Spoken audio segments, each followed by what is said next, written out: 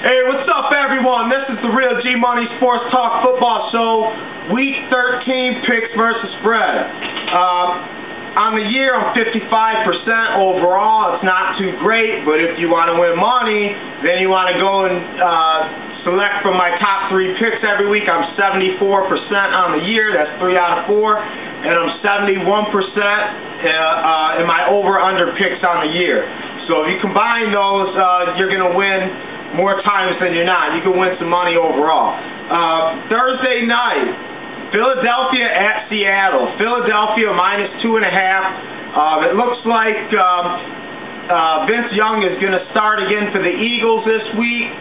They looked pretty bad against the Patriots last week, but Vince Young did throw for 400 yards, and he did win his first start 2 weeks ago. I'm going to take Philadelphia -2.5. Although Marshawn Lynch does have a 7-game touchdown scoring game streak. Philly -2.5. Oakland at Miami. I'm going to take Oakland +3. McFadden, they're saying that he's still probably not going to be 100%, so he may miss this game. Miami, they lost on Thanksgiving. They had 10 days rest. I'm going to go Oakland +3. Tennessee at Buffalo. Buffalo lost to the Jets last week. Stevie Johnson, with his idiotic performance, shooting himself in the leg and doing his Santonio Holmes little fly like a jet. He was fine. I'm going to take Tennessee +1.5. Chris Johnson's really getting hot now. Kansas City Chiefs at the Chicago Bears. Chicago -7.5. Kansas City just has not shown up the same. Tyler Palko is probably still going to start this week until Orton gets a better grasp of the offense. I'm going Chicago -7.5. Denver Broncos at the Minnesota Vikings. Minnesota is awful this year. Tim Tebow's 5-1 as a starter, but all the credit doesn't go to Tebow. The defense has only given up 14 points a game over the 6 games that Tebow has started, but I'm going to take Denver +1. New York Jets at the Washington Redskins. The Jets -3. The Jets won last week versus the Bills. I don't think Washington's going to be much of a challenge to them. I'm taking the Jets -3. Cincinnati Bengals at Pittsburgh. Last time these two teams met, Pittsburgh won 17-10. The spread is Pittsburgh -6.5. I'm going to go Pittsburgh -6.5 to beat them again. And this time the game is in Pittsburgh. Atlanta Falcons at the Houston Texans. Houston is still 8-3. They won last week. Matt Liner's out for the year with a broken collarbone. T.J. Yates is the rookie. They signed Jake Delhomme as a backup for now. This was a tough game to take because Atlanta's pretty hot right now, but I'm going to take Houston +2.5. Carolina Panthers at the Tampa Bay Buccaneers. Who would have thought that Tampa Bay would be so shitty this year? After almost making the playoffs last year, Carolina's looking good. I'm going to take Tampa Bay -3, though. I just still don't see enough out of Carolina to win a bunch of games, so I'm going to take Tampa Bay -3. Indianapolis Colts at New England Patriots in Foxborough. New England -20. 20 points is a lot, but I'm going to take the Patriots -20. Dan Orlovsky is starting for the Colts. As you know, he was the last time he started a game, he stepped out of the back of the end zone for a safety when the Lions were 0-16. Now, how ironic, he's playing for the Colts, who are probably going to go 0-16 this year. I'm taking New England -20. Baltimore at Cleveland. Baltimore -6.5. I'm going to take Baltimore -6.5.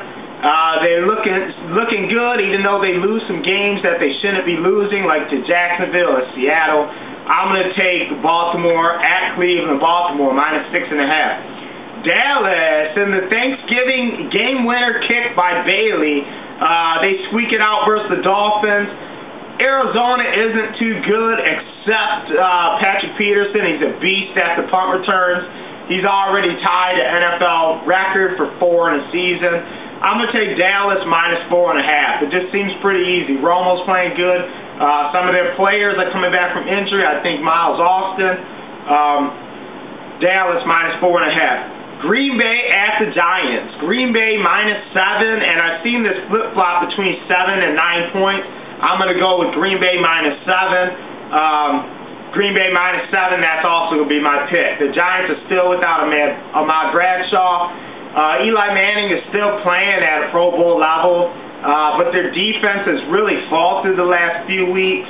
I'm going to take, and they have a tough schedule the rest of the year also. I'm going to take Green Bay -7. St. Louis at San Fran. San Fran lost a close game, a tough game to the Ravens last week by 10 points on Thanksgiving. They're on 10 days rest. They probably had a chance to iron out the wrinkles in their game. And I'm going to take San Fran -13.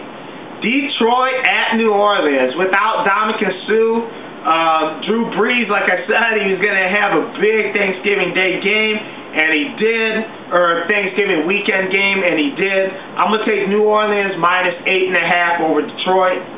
Monday Night Football, San Diego Chargers at Jacksonville Jaguars. The Chargers have lost 6 games in a row. Who would have thought?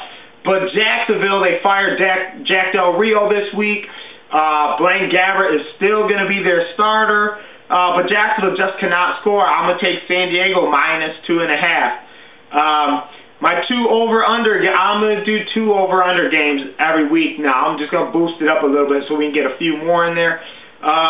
My first one is Baltimore at Cleveland, under 37 points.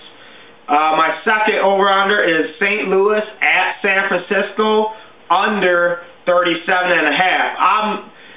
Those are pretty good if you do betting websites and you would like to tease those games, 7 or 6 or 10 points. That would be the better option. That would almost make a guarantee. But those are my picks straight up. Recap, my top 3 games of the week are the Jets, -3 at Washington. San Diego, -2.5 at Jacksonville. And Baltimore, -6.5 at Cleveland.